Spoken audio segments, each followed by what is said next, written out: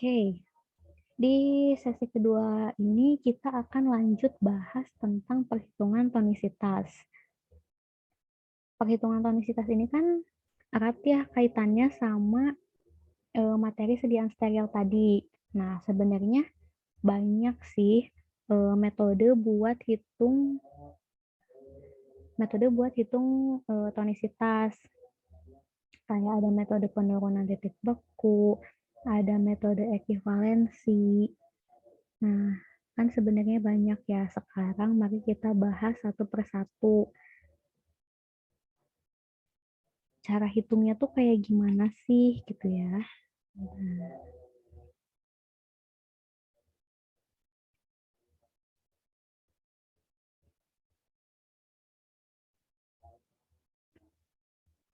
yuk, yang pertama kita bahas dulu dari metode perhitungan titik tonisitas menggunakan perhitungan penurunan titik beku. Nah, sebenarnya teman-teman, kan metode penurunan titik beku itu bisa dibilang ada dua. Ada yang kita pakai data PTB, data penurunan titik beku dari kompendial, terutama dari farmakope. Ada juga yang data penurunan titik bekunya itu memang kita hitung berdasarkan konsentrasi zat aktif kita, gitu ya.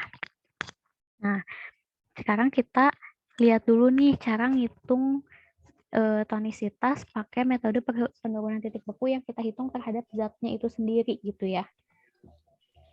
Nah, rumusnya itu delta sama dengan K dikali M dikali N dikali 1000 dibagi M kali L. Nah, nilai K yang di atas itu apa? Nilai K yang di atas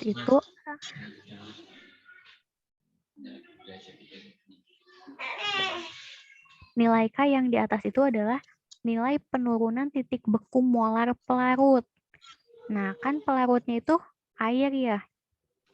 Jadi, nilai penurunan titik beku air itu untuk 1 mol zat terlarut dalam 1000 gram larutan itu adalah 1,86. Jadi, nilai K itu mutlak 1,86, teman-teman, nilai K ini. Terus, M kecil adalah berat zat terlarut atau bobot dari zat aktifnya. Yang pintar, biar lulus ujian. Biar nanti bisa sama aman dulu.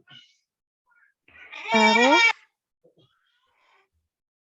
ada nilai N. Nilai N itu adalah jumlah ion. Jumlah ion dari mana? Nah, jadi nanti itu ada zat aktifnya terionisasi menjadi berapa ion. Itu yang dimasukkan ke angka N ini, jumlah ion ini. Terus 1000. 1000 itu apa sih? 1000 itu untuk konversi ya, teman-teman.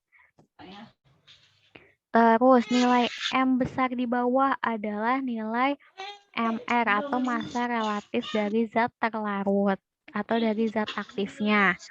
Terus L di sini adalah massa bahan pelarut. Ya. Ini rumusnya. Kita lihat ke contoh soal. Contoh, berapa gram NaCl yang dibutuhkan untuk membuat 500 ml larutan yang mengandung etil morfin HCl 2%.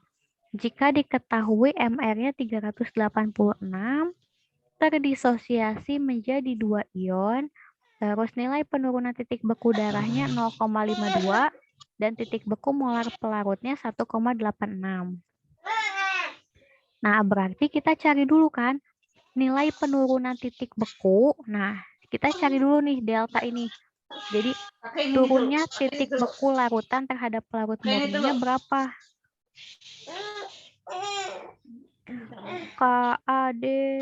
KAD mikrofonnya nyala. Maaf, boleh dimaaf. Nggak apa-apa. Oke. Nah, berarti kita cari dulu kan penurunan titik beku dari si sediaan etil morfin HCl 2% ini ya. Caranya masukin K-nya kan. K, titik beku molar pelarut 1,86 dikali tadi kan massa si zat terlarutnya. Kalau di sini etil morfin HCl-nya 2%, dalam sediaannya 500 ml. Berarti kan 2 dikali, ingat ya, persen itu adalah gram per 100 mili. Berarti 2 per 100 dikali 500 gitu kan. Dapatlah 10 gram. Bentar. Wih. 2 per 100 kali 500. Ini kan. Di sini dapat 10 gram ini kan. Nah, terus dikali 2. 2 itu apa? Tadi kan N ya. N itu berarti nih terdisosiasi menjadi 2 ion. Berarti N-nya 2. Dikali 1000. Dibagi. Nah, 386 itu kan nilai MR-nya. Terus ini volume si pelarutnya atau bobot pelarutnya. Kok 490? Kan tadi kita mau bikinnya 500 ml larutan kan? Udah dikurangi. Bobot dari zat terlarutnya 10. Berarti masukinlah 490. Ya, dapatlah penurunan titik beku dari larutan kita tuh sebesar 0,2 K. Nah, sedangkan kan kita mau bikin larutan yang isotonis. Berarti harus punya nilai penurunan titik beku yang sama dengan penurunan titik beku darah. Ya, nilai penurunan titik beku darah itu 0,52. Berarti kekurangan NaCl-nya itu sebanding dengan nilai penurunan titik beku berapa sih? Berarti kan 0,52 dikurangi 0,2 ya. Nah, 0,32. Berarti kita tuh harus naikin angka penurunan titik bekunya sebesar 0,32 gitu kan. Sekarang kita cari 0,32 itu tuh sebanding dengan berapa banyak zat pengisotonis sih gitu ya. Nah, oke. Penurunan titik beku darah yang 0,52 ini tuh kan setara dengan larutan isotonis 0,9 gram NaCl per 100 mili. Jangan lupa ya. Nah, berarti kalau tadi kita butuhnya, butuh naikin 0,32. Ya, berarti harus nambahin berapa NaCl. Berarti kita cari dong yang ditanyakan ada di atas. Berarti 0,32 dibagi 0,52 dikali 0,9. Dapatlah 0,55 gram NaCl per 100 mili. Ya, jangan lupa. Berarti kan kita mau bikin larutannya 500 mili. Ya, berarti 0,55 ini dikalikan dengan 5. Dapatlah 2,75 gram NaCl yang harus ditambahkan ke dalam 500 mili larutan yang akan dibuat tadi agar larutannya isotonis. Gitu, teman-teman. Coba sampai sini, ada yang masih bingung?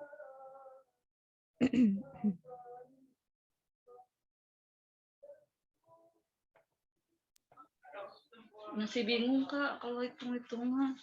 Maaf. Bingungnya dari sebelah mana, Kak? Dari awal, soalnya tadi ada anak yang gangguin, Kak. Oke, sebentar kita back ya. Nih ya, kita lihat dulu rumusnya. Pokoknya rumusnya itu delta itu turunnya titik beku larutan terhadap pelarut murni. Delta sama dengan K dikali M dikali N kali 1000 dibagi, biar nggak pusing, ini tuh MR dikali L ya. L-nya apa sih? L itu adalah bobot pelarut. Nah, terus kita masukin kan ke soal ini. Oke, nilai K aku bilang udah pasti 1,86 ya. Tinggal masukin 1,86. Terus M itu massa zat terlarut. Nah, di sini kan diketahui etil morfinnya 2%. Persen itu kan gram per 100 mili. Berarti harus dicari dong berapa gram nih zat terlarutnya? Berarti 2/100 dikali 500. Dapat 10 gram. Ya. Terus, N. N itu adalah jumlah ionisasinya. Di sini dibilang terdisosiasi menjadi 2 ion. Berarti masukin 2. Ya. Terus dikali 1000 dibagi MR tinggal masukin 386. Bobot pelarutnya kan mau bikin 500 mili nih. Nah, udah dikurangi dengan zat terlarutnya 10 gram tadi. Berarti 490. Ya, dapatlah, oh penurunan titik beku yang dihasilkan oleh sediaan kita tuh sebesar 0,2 K. Sedangkan yang ideal itu kan yang sama dengan penurunan titik beku darah kan, 0,52 ini. Berarti berapa sih kekurangan penurunan titik beku sediaan kita tuh setara dengan berapa? Berarti 0,52 ya dikurangi 0,2. Dapatlah 0,32 ini. Terus sekarang kita cari. Nih, 0,32 K itu tuh setara dengan berapa banyak zat pengisotonis sih? Nah, kan 0,52 itu setara dengan 0,9 gram NaCl per 100 mili. Berarti kalau 0,32 berapa? Tinggal dicari kan?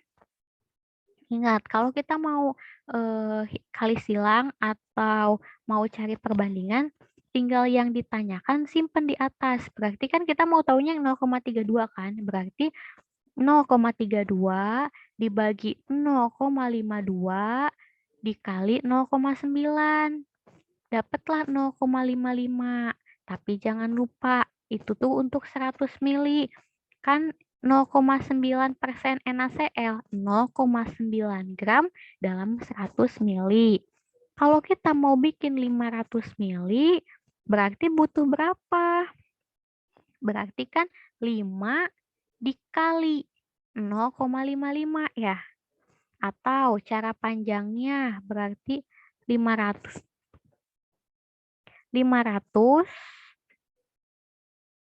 dibagi 100 ya.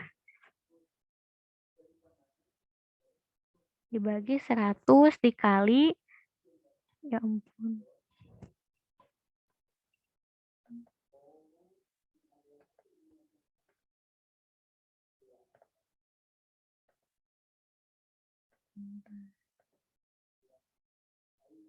Berarti kan 500 dikali 100 dikali 0,55 gitu kan kalau cara panjangnya.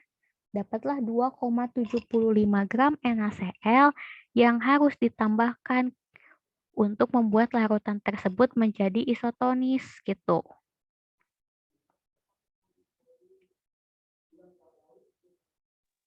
Kak, mau nanya dong, Hmm. untuk 0,9 gram NaCl itu yang 0,52 K sama dengan 0,9 itu udah ketentuan tadi, Kak? Bukan ketentuan gini, kan penurunan titik beku darah 0,52. Ini ketentuan ya. Penurunan titik beku darah itu 0,52. Nah, terus kan larutan yang isotonis itu setara dengan 0,9 gram NaCl, gitu kan? Berarti, oh, larutan yang menghasilkan penurunan titik beku sebesar 0,52 atau setara dengan penurunan titik beku darah ini adalah larutan 0,9 gram NaCl dalam 100 mili. Gitu kan ya? Berarti kalau kita mau cari penurunan titik beku setara 0,32, oh berapa banyak nih NaCl yang diperlukan? Gitu. Artinya kalau semisalnya nih, tadi yang diketahui untuk yang K ini misalnya cuma 0,6 gitu, berarti tetap setaranya itu ke 0,9 gram NaCl per 100 ya, Kak ya? Ya, 0,6 apanya nih? Kalau semisalnya yang tadi kan 0,52 Kak. Kalau semisalnya diketahuinya 0,6 Kak, tetap Ah, setara dengan 0,9 gram NaCl. 1. Nilai penurunan titik beku darah nggak mungkin berubah. Angkanya pasti 0,52. Yang mungkin berubah itu adalah nilai penurunan titik beku dari sediaan kita berapa. Tapi balik lagi kayak tadi, kalau misalnya sediaannya sudah hipertonis, yang dimaksud hipertonis itu gimana? Oh, penurunan titik beku darahnya lebih besar daripada 0,52. Oh, berarti ya udah dong, nggak perlu nambahin NaCl. Ya, kan berarti kondisi larutannya sudah hipertonis. Tapi kalau nilai penurunan titik beku larutannya masih lebih kecil atau lebih rendah dari 0,52, baru kita hitung berapa sih zat pengisotonis yang harus ditambahkan agar larutan kita tidak hipotonis. Gitu.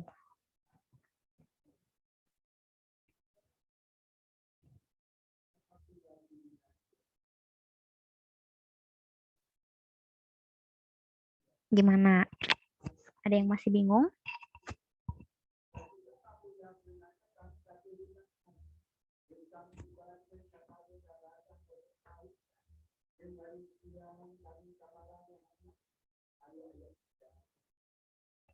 Ada yang mau ditanyain lagi teman-teman atau udah cukup paham rumus ini?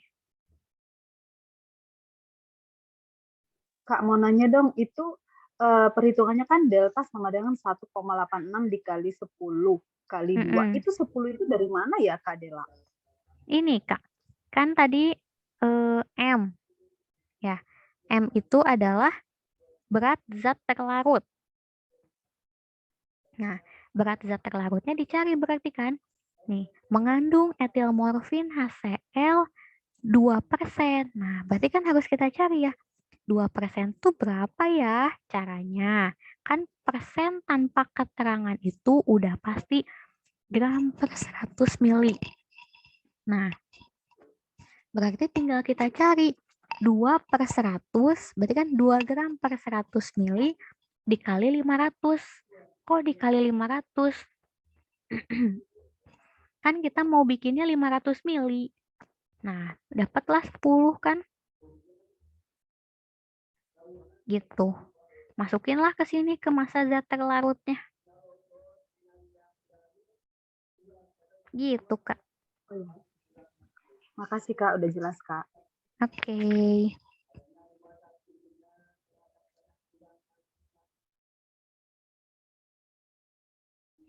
Yang lain, ada yang masih bingung mau ditanyain?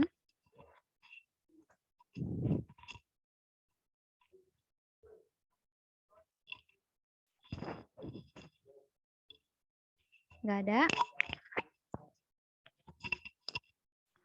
Kalau nggak ada, kita next dulu ya.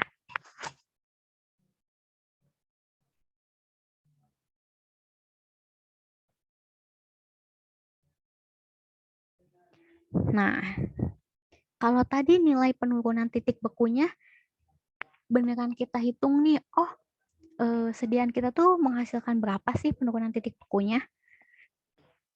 Kalau ini mungkin yang udah lebih umum teman-teman tahu ya. Ini yang menggunakan tabel penurunan titik beku. Nilai penurunan titik bekunya bisa didapat dari mana, Kak? Dari buku-buku kompendial ya, dari farmakope gitu. Rumusnya gimana? Rumusnya W sama dengan 0,52 dikurangi PTB 1 kali C dibagi PTB 2. Atau PTB 2 ini adalah penurunan titik beku zat pengisotonis. Ya. Kalau misalnya zat pengisotonisnya NaCl, berarti udah pasti nilai PTB-nya adalah 0,576. Terus, yang harus teman-teman perhatiin di rumus ini, kan W itu adalah jumlah zat pengisotonis yang harus atau yang harus ditambahkan untuk 100 gram larutan. Nah, jangan lupa di sini PTB 1 kali C. C-nya itu dalam satuan persen.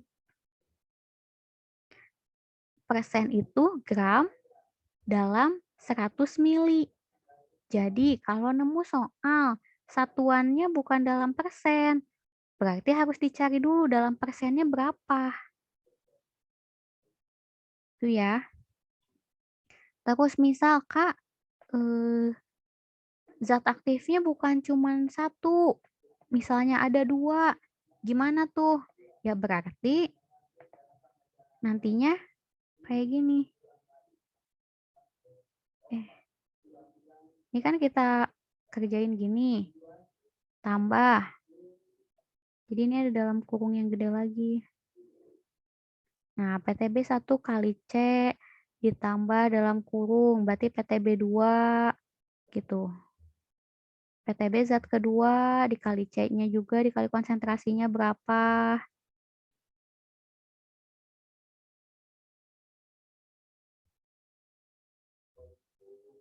Baru nanti dikurangin pas setelah ini dijumlahin gitu. Kalau ada 3 ya berarti tinggal tambahkan selanjutnya ke belakang. Tuh ya. Sekarang coba kita lihat rumusnya. Soalnya. Contoh. Buat 500 ml larutan isotonis yang mengandung etil morfin HCl 2%. Nilai PTB etil morfin HCl 2%-nya itu 0,173. Nah, yang harus teman-teman perhatiin juga adalah kalau teman-teman pernah nyoba untuk nyari nilai PTB di farmakope, teman-teman bisa lihat nilai PTB di farmakope itu berbeda untuk tiap konsentrasi. Misal ada PTB-nya etil morfin untuk konsentrasi 0,5%, untuk konsentrasi 1%, untuk konsentrasi 2% gitu ya. Nah, kalau nilai PTB yang dimunculkan konsentrasinya belum sama dengan konsentrasi yang sediaan kita, berarti harus dikaliin dulu kan, kayak tadi gini, PTB 1 kali C gitu ya. Tapi kalau misalnya nilai PTB-nya udah sesuai dengan konsentrasi di sediaan kita, udah nggak perlu dikaliin lagi. Tinggal pakai. Gitu ya. Contoh nih, berarti kan 0,52 dikurangi. Nih, mengandung etil morfin HCl-nya 2%. Berarti kan udah sama kan konsentrasinya. Jadi konsentrasi etil morfinnya 2%, nilai PTB-nya juga udah PTB etil morfin HCl 2%. Berarti tinggal masukin aja 0,173 dibagi. Mau pakai NaCl sebagai zat pengisotonisnya, berarti masukin PTB-nya NaCl 0,576. Sama dengan dapatlah 0,59. Tapi jangan lupa nih, W itu adalah jumlah zat pengisotonis yang dibutuhkan untuk per 100 gram. Berarti kalau kita mau bikin 500 mili, berarti nilai ini harus dikalikan 5. Jadi 5 dikali hasil ini, dikali 0,59, dapatlah 2,95. Tuh. Gimana? Ada yang masih bingung buat rumus ini?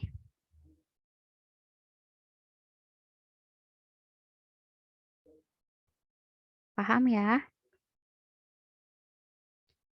Oke, kita next. Next ke ekivalensi. Oke, rumus ekivalensi mungkin bisa dibilang yang paling gampang ya. Tapi sebelum kita ngomongin rumusnya, kita harus tahu dulu artinya ekivalensi itu apa sih? Kurang lebih sebenarnya sama kayak nilai kesetaraan oleum kakao yang udah kita bahas di minggu sebelumnya ya teman-teman. Jadi nilai ekivalensi itu misal nih, ekivalensi amfetamin sulfat 0,2. Nah, artinya 1 gram amfetamin sulfat itu dalam larutan memberikan efek osmosis yang sama dengan efek osmosis yang disebabkan oleh 0,2 gram NaCl. Tuh ya. Jadi kurang lebih nilai ekivalensi ini sama seperti nilai kesetaraan oleum kakao pas kemarin kita bahas yang supositoria. Jadi kalau ekivalensi gimana Kak cara ngitungnya? Tinggal 0,9% atau 0,9 per 100. Ya. Ini kan ini kan patokan larutan isotonis ya. Dikali dengan volume yang mau kita buat berapa? Misal 500 mili, berarti 0,9 per 100 kali 500 itu adalah jumlah NaCl yang dibutuhkan untuk membuat suatu larutan isotonis gitu ya. Nah, dikuranginlah sama sediaan kita atau zat aktif yang terkandung di sediaan kita teh udah memberikan efek osmosis yang setara dengan berapa gram NaCl sih gitu. Caranya si bobot zat aktif kita dikalikan dengan nilai ekuivalensinya. Dapatlah berapa bobot NaCl yang harus ditambahkan. Gitu. Kita lihat contohnya. Misal, seorang apoteker akan membuat formula obat tetes mata atropin sulfat 0,75% sebanyak 25 mili. Nah, berapa gram NaCl yang harus ditambahkan agar sediaan tersebut isotonis? Nilai ekuivalensi atropin sulfatnya 0,13. Berarti, nih, kan kita cari dulu kan kebutuhan NaCl untuk 25 mili larutan karena kita mau bikinnya 25 mili ya. Berarti 0,9 gram per 100 dikali 25 mili. Dapatlah 0,225 gram. Terus sekarang kita cari nih. Kita nggak tahu bobot atropin sulfatnya berapa, cuma taunya 0,75%. Ya, berarti sih juga langsung cari kesetaraan atropin dengan NaCl kan. Nih, pertama cari dulu bobotnya. 0,75% dikali 25. Ya, terus dikalikan dengan nilai ekuivalensi NaCl-nya tadi 0,13. Dapatlah 0,024 gram. Berarti atropin sulfat yang terkandung di sediaan kita tuh sudah memberikan efek tonisitas yang setara dengan 0,024 gram NaCl. Nah, berarti berapa NaCl yang harus ditambahkan? Ini kan, tadi yang kebutuhan NaCl-nya kan 0,225. Dikurangi dengan kesetaraan atropinnya tadi 0,024. Dapatlah 0,201 gram NaCl yang harus ditambahkan untuk si 25 mili sediaan tadi. Gitu. Sampai sini ada yang masih bingung atau ada yang mau ditanyain dulu?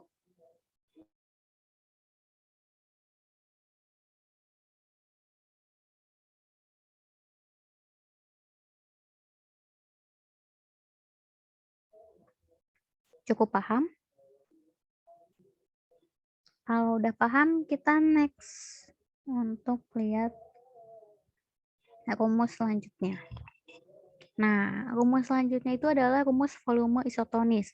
Biasanya ada juga yang nanyain kayak, berapa volume yang sudah isotonis dari larutan yang akan kita bikin gitu ya.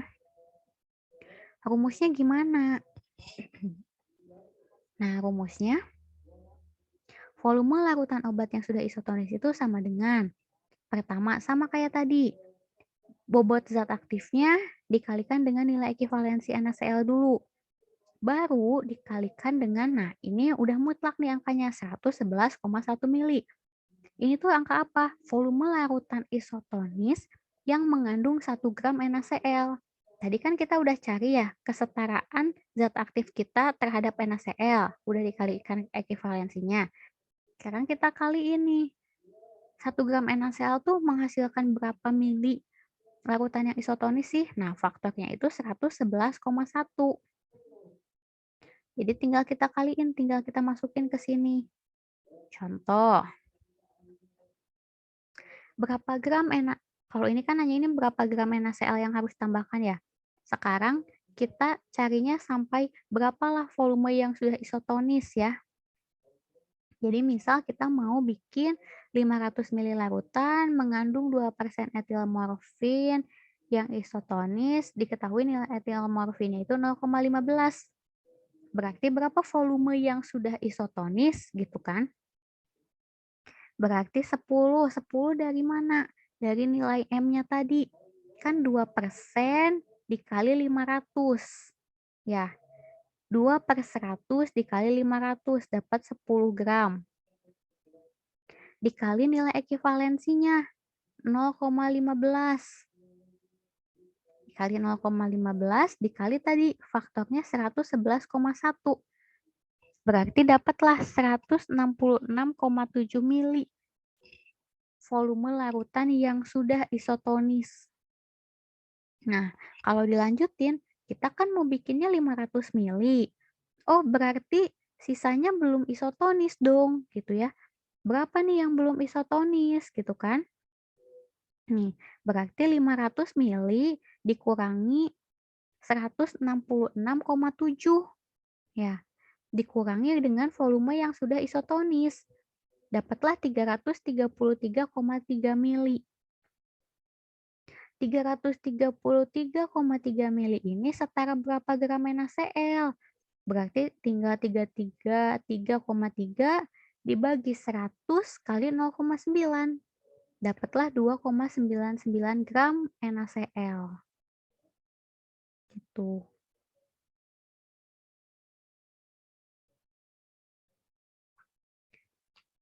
Gitu. Sampai sini ada yang masih bingung?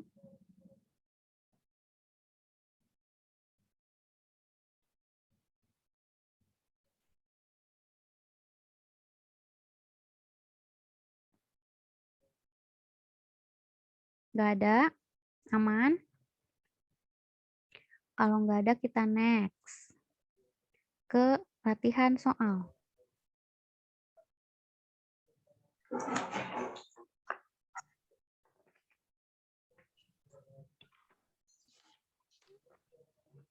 Ada yang mau ditanyain, Kak?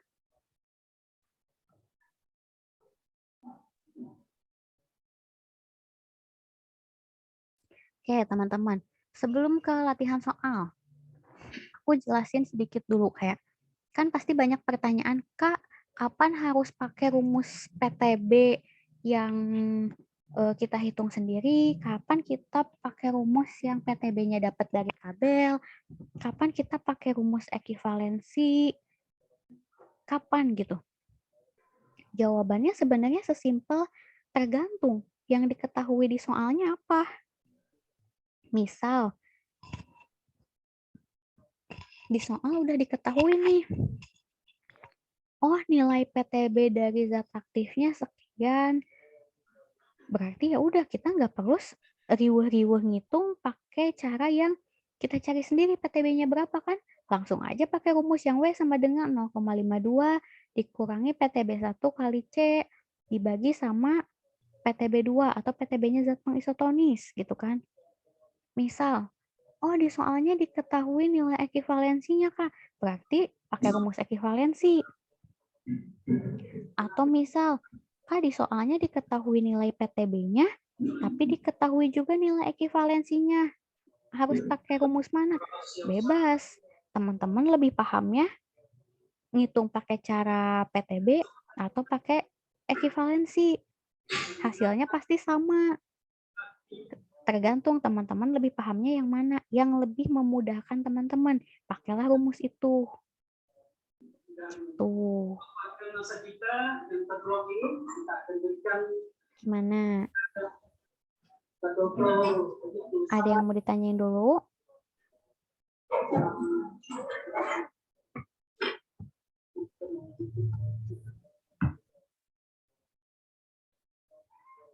Gak ada? Udah cukup paham? Kalau udah paham, coba kita kerjain nomor 1 dulu nih bareng-bareng. Coba kita kerjain nomor 1 ya.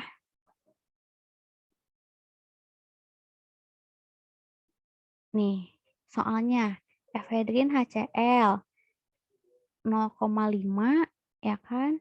Nilai PTB-nya 0,15. Nah, tapi lihat nih. Mau ditambahin dextrose untuk menjadi larutan isotonisnya. Ya, mau dibikin sediaannya sebanyak 100 mili. diketahui nih nilai ekivalensi dextrose-nya 0,16. Terus nilai PTB NaCl-nya 0,576. Coba teman-teman cari nih, berapa banyak dextrose yang harus ditambahkan untuk membuat larutan yang isotonis. Nanti kita samain jawabannya. Coba dihitung dulu ya.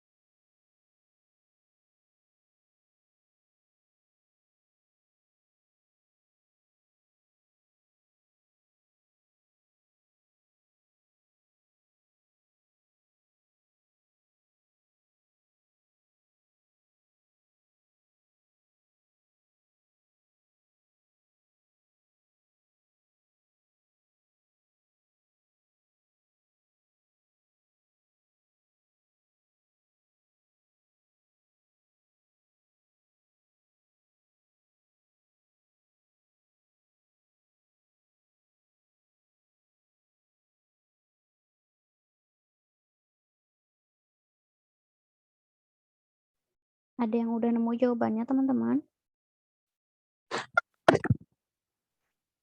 Kak Dela, ini boleh milih salah satu gak sih pakai NaCl atau pakai PTB gitu?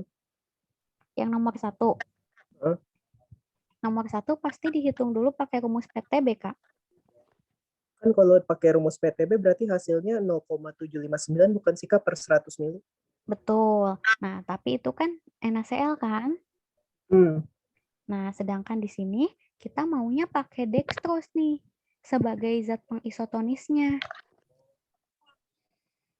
Nah, udah diketahui nih nilai ekivalensi dextrose-nya 0,16. Berarti tinggal gimana tuh dari hasil NaCl yang udah didapat?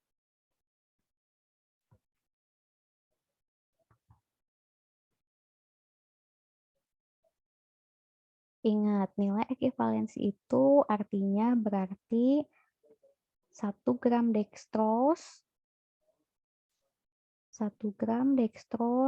menghasilkan efek tonisitas yang sama dengan 1 gram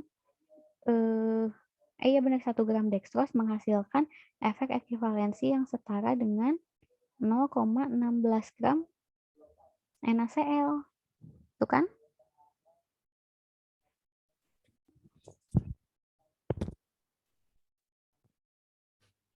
Nah, kalau tadi udah dapet 0,759,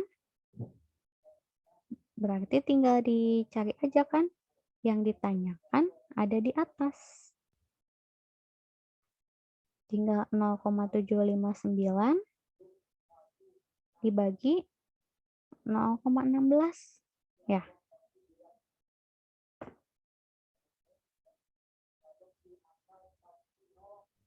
4,74 gram.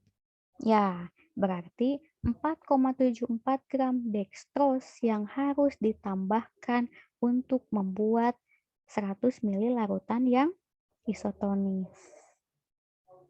Tuh. Kalau misalnya yang ditanyainnya zat pengisotonisnya NaCl. Nah, udah cukup tadi sampai yang 0,759 tadi, Kak. Oke, Kak. Terima kasih. Oke, teman-teman yang lain gimana? Ada yang masih bingung?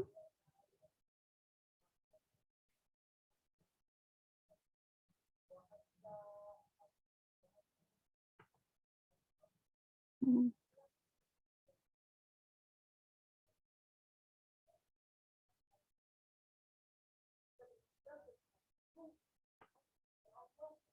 Coba ya, gimana sih bikin blank dokumen tuh?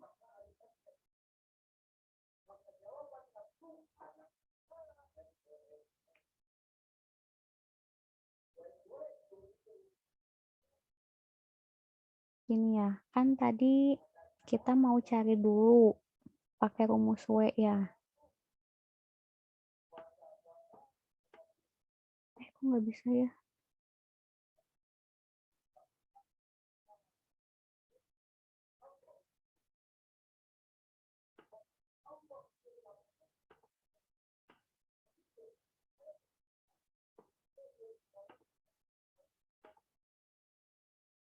Kita coba di sini aja teman-teman.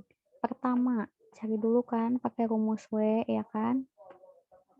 W sama dengan 0,52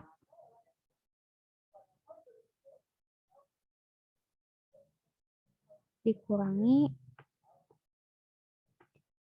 PTB kali C. PTB-nya berapa? 0,165. 0,165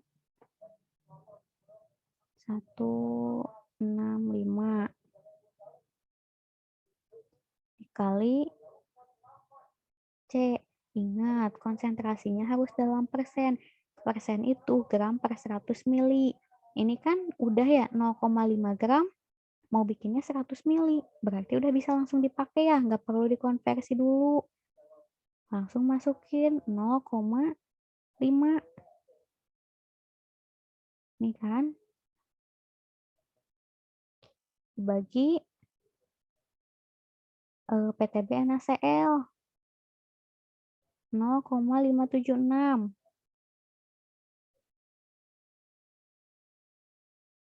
Dapat kan berapa? Nah, itu adalah bobot NaCl yang harus ditambahkan untuk membuat 100 ml larutan yang isotonis. Di sini ditanyakannya dextrose. Kalau kita mau nambahin dextrose buat bikin larutan isotonis. Dan diketahui nih nilai ekivalensi dextrose-nya 0,16. Berarti hasil yang tadi kan 0,759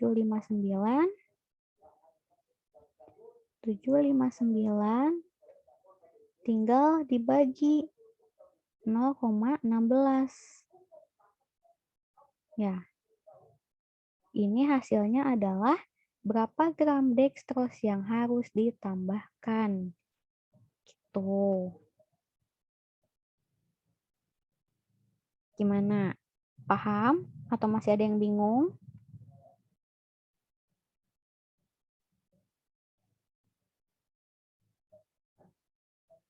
Paham ya? Kalau udah, coba hitung yang nomor 2. Buat 50 ml larutan seng sulfat 0,5% yang isotonis.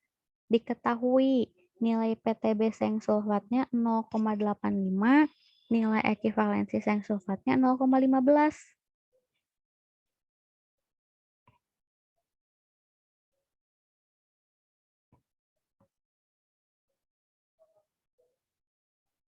Berapa nih NaCl yang harus ditambahkan?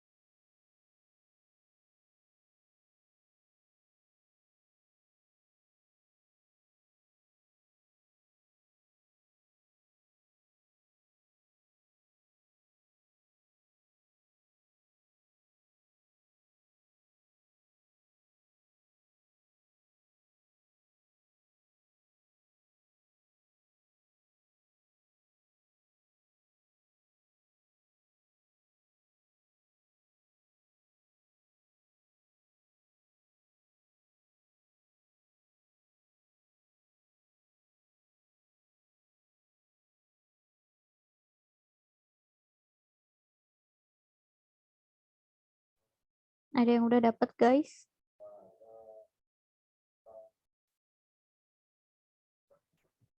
Berapa nih? 0,486 bukan, Kak? Kenapa 0,486, Kak? Pertama kan dicari dulu ya, Kak, yang W-nya itu 0,52 dikurang sama PTB zat aktif dikali persen kan. 0,0425 dibagi PTB NaCl ya, Kak. 0,576.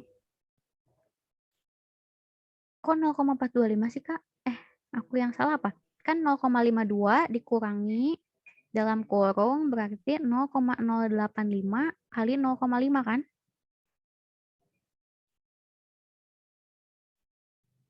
Ini berarti kan tinggal dikalikan ya, Kak. 0,5 kali 0,085 kan.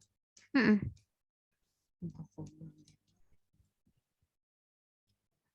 Hasilnya 0,0425, Kak. Kok aku dapatnya 0,4775 sih? Kan 0,52 dikurangi dalam kurung 0,085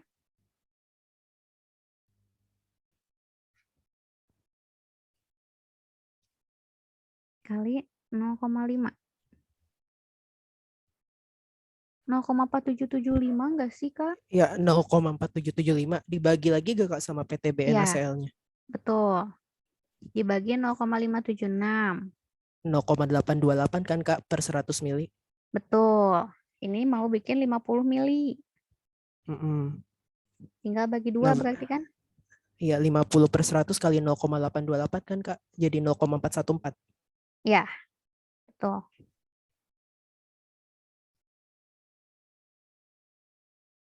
Yang lain, dapat jawabannya sama.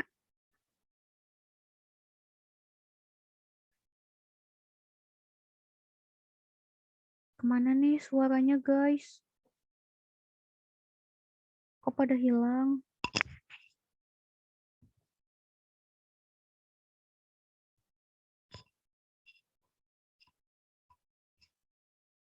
Kalau misalnya teman-teman, Kak, itu ada nilai ekuivalensinya. Mau hitung pakai ekuivalensi boleh? Boleh.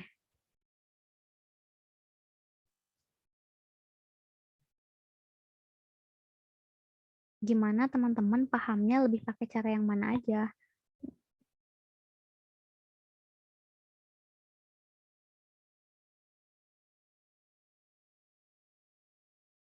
Next ya. Next, coba hitung nomor 3.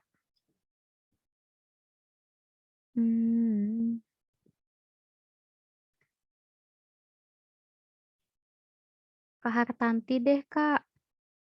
Coba hitung dulu, nanti kita samain jawabannya berapa.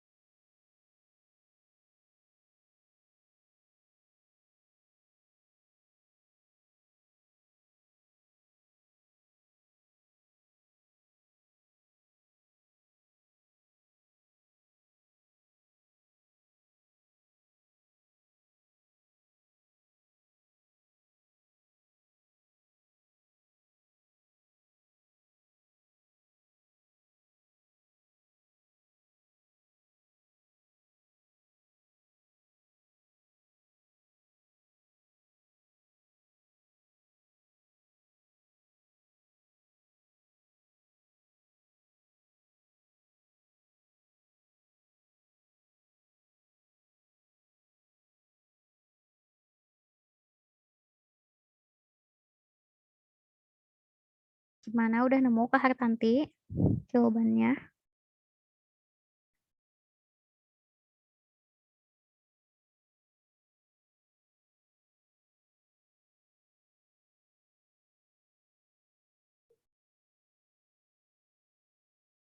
Kak Hartanti ada di sini kah? Atau teman-teman yang lain ada yang udah nemu jawabannya? 0,083 bukan, Kak? Ya, 0,083. Tinggal pakai rumus ekuivalensi biasa ya teman-teman. Cuman karena ini ada 2 zat, berarti nanti jumlah NaCl yang dibutuhkan dikurangi, pertama kaliin dulu ini zat atropin sulfat, kedua kaliin yang skopolamin, ditambahin baru nanti jumlah ini si total kebutuhan dikurangi jumlah dari ini. Terus jangan lupa, nih di sini satuannya miligram. Teman-teman harus ubah dulu satuannya dalam gram. Ya, ingat. Kalau misalnya udah biasa, udah sering ngerjain soal, buat konversi miligram ke gram udah nggak perlu dibagi 1000 lagi. Langsung aja, oh berarti dibagi 1000 mau undur 3 koma, tinggal berarti jadi 0,025 gitu. Ya, gitu. Paham sampai sini guys? Yang lain kok hilang suaranya, pada kemana nih guys? Kak, aku tadi telat, bisa di itu enggak ya, ke belakang, ke depan lagi. Yang mana Kak? Yang cara rumus-rumusnya saya belum lihat. Oh, Bentar.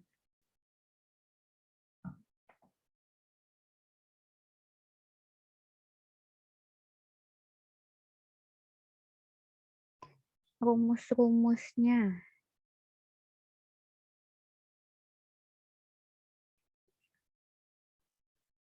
Mungkin singkatnya aja ya. Singkatnya rumus-rumusnya itu pertama ada rumus perhitungan penurunan titik beku untuk setiap zat yang terkandung dalam sediaan kita. Jadi kita beneran cari, kita masukin rumusnya itu delta sama dengan K. K itu adalah penurunan titik beku molar pelarut, nilainya 1,86. Jadi tinggal masukin. Terus dikali M. M itu adalah bobot zat terlarutnya. Dikali N. N adalah jumlah ionnya. Terus kali 1000 dibagi MR dari zat terlarut atau massa relatif dari zat terlarut dikalikan dengan massa bahan pelarut. Itu rumus pertama. Rumus kedua sama, pakai penurunan titik beku. Tapi kalau tadi nilai penurunan titik bekunya kita cari, kalau ini nilai penurunan titik bekunya kita dapatkan dari tabel penurunan titik beku di kompendial atau di farmakope ya. Rumusnya simpel, tinggal W sama dengan 0,52. 0,52 itu apa? 0,52 itu adalah nilai penurunan titik beku darah atau titik beku cairan tubuh. Terus dikurangi nilai PTB 1 atau untuk nilai PTB untuk zat 1 dikali konsentrasi zat 1. Misal zatnya ada 2, berarti tambah nilai PTB 2 dikali konsentrasi zat 2, gitu kan. Baru dibagi PTB zat pengisotonis. Nah, kalau misalnya zat pengisotonisnya kita mau pakai NaCl, nilai PTB-nya insya Allah nggak akan berubah, 0,576. Nah, terus yang harus diperhatikan adalah nilai konsentrasi. Konsentrasi di rumus ini tuh harus dimasukkan dalam satuan persen. Persen itu apa? Persen itu gram per 100 mili. Ya. Jadi kalau misalnya satuannya belum dalam persen atau belum dalam gram per 100 mili, nah berarti harus diubah dulu konsentrasinya hingga satuannya jadi persen atau jadi gram per 100 mili gitu. Terus, rumus yang ketiga, ada rumus ekivalensi. Rumus ekivalensi gampang, tinggal pertama cari dulu berapa sih kebutuhan NaCl-nya dengan cara 0,9 per 100, ya kan? Ini kan larutan NaCl yang isotonis. Dikalikan dengan volume yang mau kita bikin berapa banyak. Misal 25, oh ya udah 0,9 per 100 kali 25.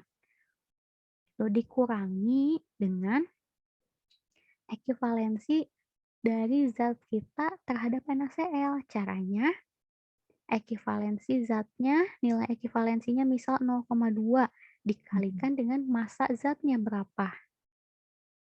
Ingat, satuannya harus dalam gram. Karena hasil yang diperoleh dari sini juga satuannya gram. Ya,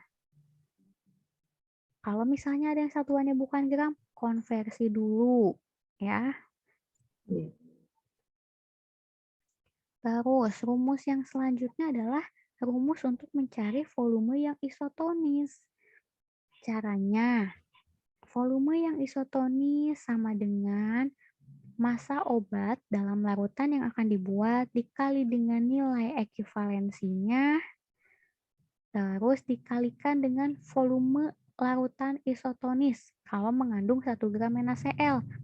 Ini nilainya angkanya udah ketentuan. Angkanya 111,1. Ya, jadi tinggal masukin, oh bobotnya berapa, nilai ekivalensinya berapa, dikali 111,1. Segitu volume yang udah isotonis dari larutan kita. Gitu. Udah, rumus-rumusnya yang umum digunakan itu, Kak. Iya. Kasih, Kak. Oke. Ada lagi yang mau ditanyain, teman-teman, sampai sini? Kak, boleh lihat nggak Kak, untuk jawaban nomor 2 sama nomor 3 itu gimana Kak? Apa penjabarannya? Boleh. Sebentar kita tulis di sini ya.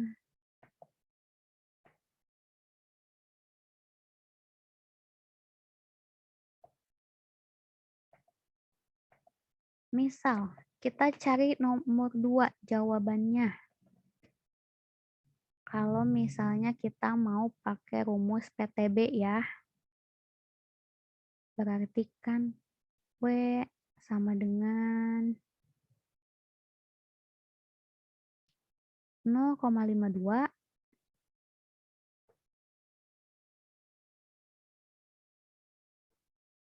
dikurangi dalam kurung.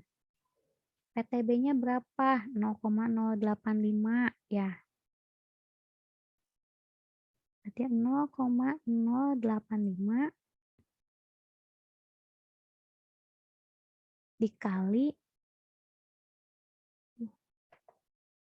C kan, dikali konsentrasi. Nah, kan itu ingat kan konsentrasinya harus dalam persen.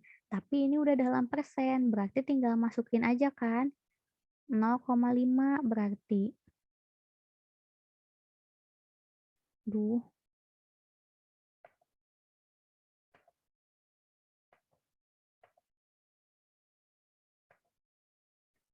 Udah ya, gini. Terus tinggal kita bagi ya.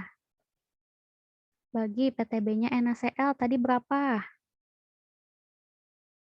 0,576. Ya, 0,576. Dapatlah hasilnya berapa? Hasilnya 0,446 bukan Kak? 6. Berapa? 0,446. 0,446.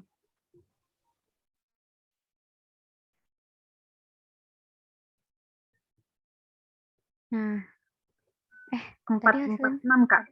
0,446. 4-nya 2 kali, bukan? Oke, sebentar. Yakin teman-teman 0,446? Coba. Ya, sudah dikurang 0,52 itu hasil. 0,828 nanti dibagi 2. Itu tuh setelah dibagi 2. Tapi Kakak setelah sebelum dibagi 2 juga enggak segitu kan? 0,828 per 100 mili, Kak. 0,446 tadi teman-teman dari mana dapatnya? Coba. Kalau aku sih 0,52 dikurang 0,085. Jadi dikurang dulu baru dikaliin, Kak. Oh, salah. 0, oh, salah ya? Salah. Lihat rumusnya 0,52 dikurangi dalam kurung PTB. Jadi PTB kaliin dulu dengan konsentrasi. PTB zatnya, nih, PTB zat dikalikan dulu dengan konsentrasi dari zatnya. Baru hasilnya nanti 0,52 dikurangi hasil kali tersebut.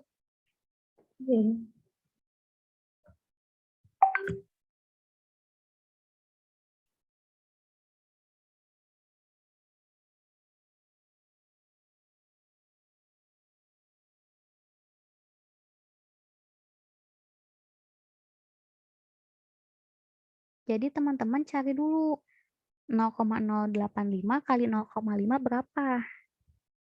Kalau di kalkulator gampang, masukinnya tinggal 0,52 dikurangi dalam kurung buka, 0,085 kali 0,5 kurung tutup sama dengan dibagi 0,576.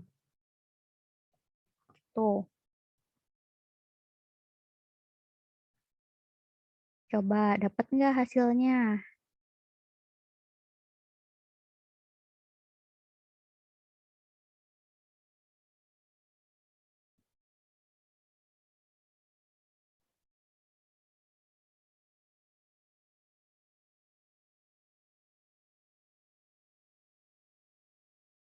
Hasilnya berapa nih, Kak Reni?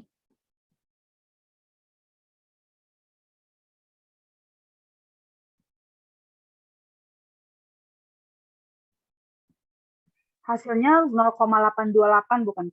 Ya, betul.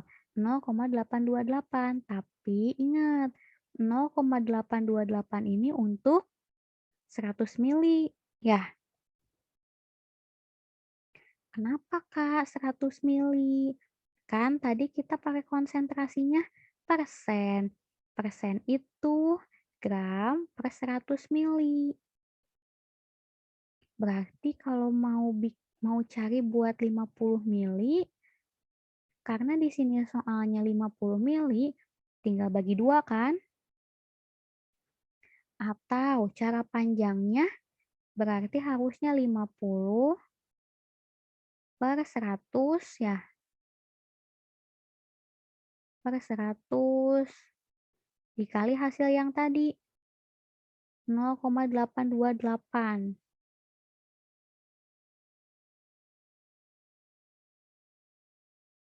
Gitu. Dapat deh hasilnya berapa.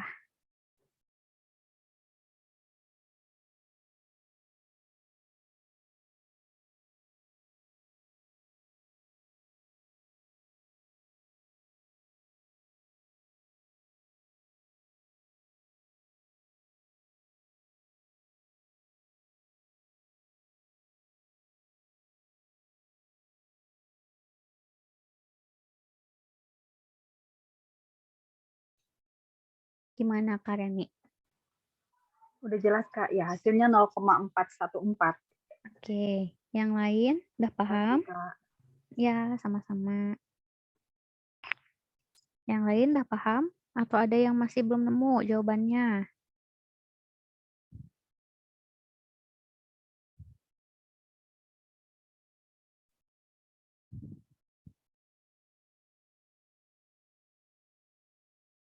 Cukup jelas ya. Terus yang nomor 3 sekarang kita bahas.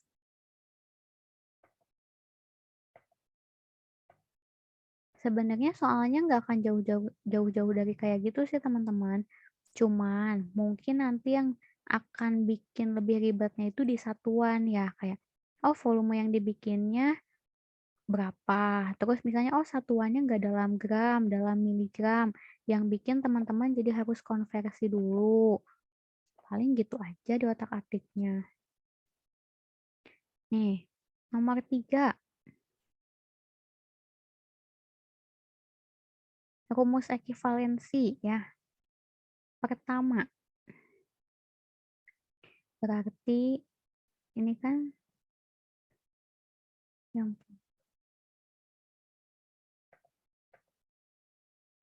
ini kan udah jelas ya. Yang mau kita cari adalah bobot NaCl. Nah, bobot NaCl sama dengan pertama. Yang kita cari itu bobot ininya dulu. Berapa sih total kebutuhan NaCl-nya? Total kebutuhan NaCl-nya kan NaCl-nya itu 0,9 gram per 100 mili. Berarti kalau mau bikin 10 mili, tinggal 10 per 100 kali 0,9 ya. Ini dalam kurung dulu nih. Nih, dikurangi. Nah, kan zatnya ada 2. Berarti hitung dulu satu-satu. Ingat satuannya harus dalam gram. Ini dalam miligram. Berarti harus dibagi 1000 dulu. Ya, dibagi 1000 tinggal mundur 3 angka di belakang koma. Ya, nih. Berarti 0,025 kali 0,14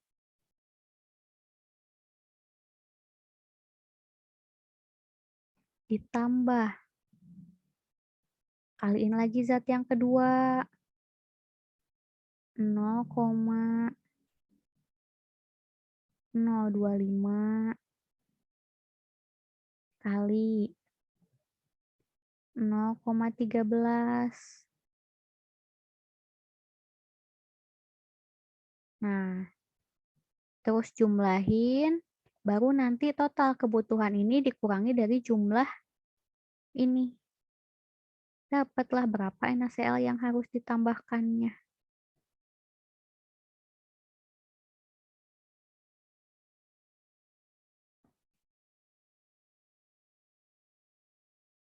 Coba dihitung dulu, dapatnya berapa.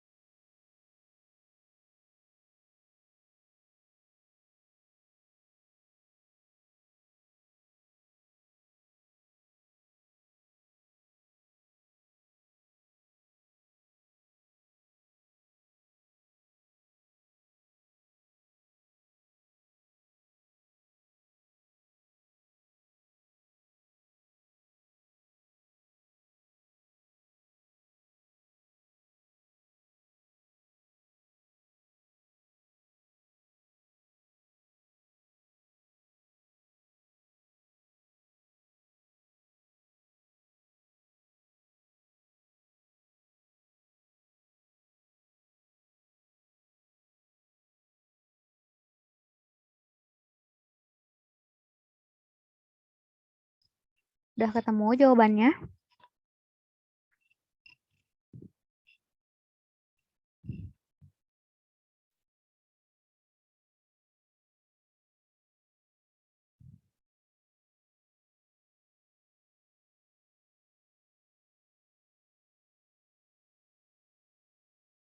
Kak Reni,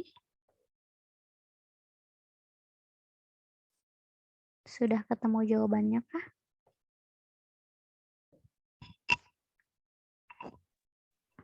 Nol koma 0,08325 betul?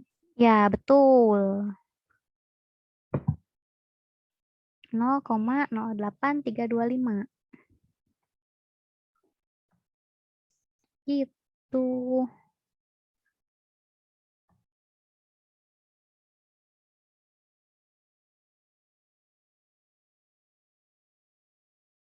Nah, sebenarnya masih banyak sih teman-teman contoh-contoh soal yang lain.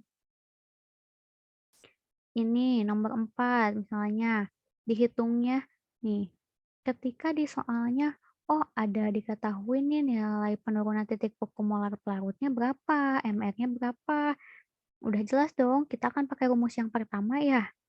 Rumus PTB tapi nilai PTB-nya kita cari sendiri. Ya. Terus misal ini diketahuinya nilai ekivalensinya. Ya udah pasti pakai rumus ekivalensi. Ya.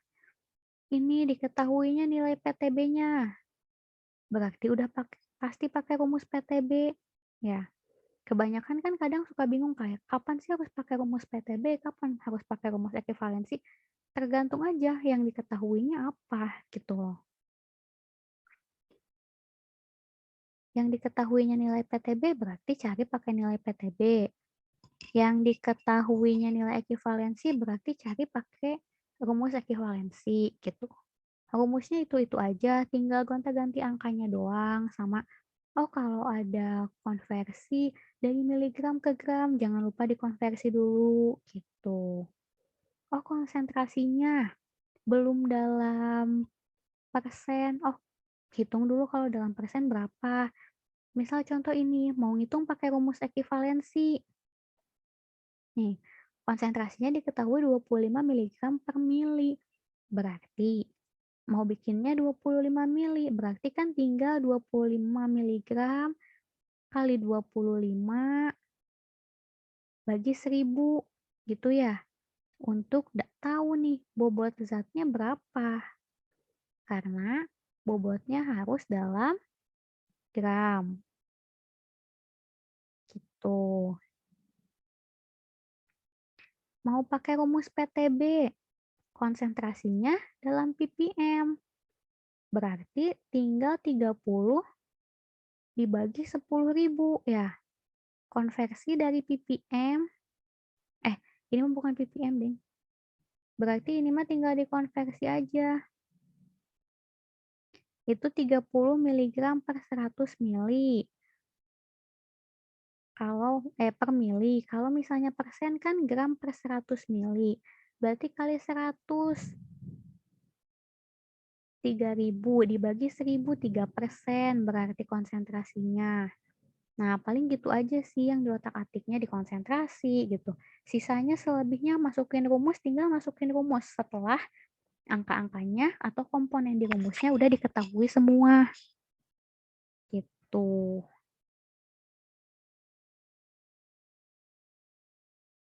Udah cukup paham, teman-teman?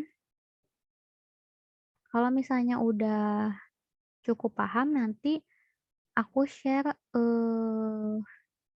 ininya aja PPT-nya yang ada soal-soalnya buat teman-teman latihan. Barangkali teman-teman mau siap-siap buat buka puasa. Gitu.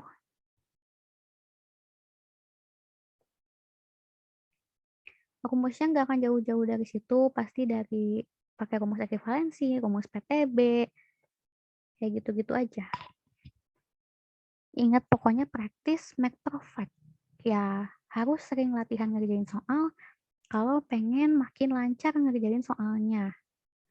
Gitu.